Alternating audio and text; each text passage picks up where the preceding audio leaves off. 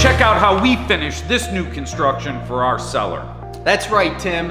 The buyers had a laundry list of requests, an 8-page inspection report that we had to take care to make sure that this deal closed. That's right. On top of those items, they had some special requests that they did want to pay for, which was putting a fence in the backyard, installing a washer dryer upstairs, and adding an outlet, cable, and a sleeve for a TV in the basement.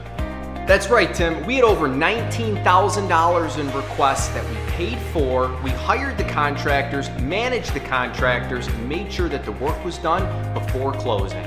Not every agent is created equal.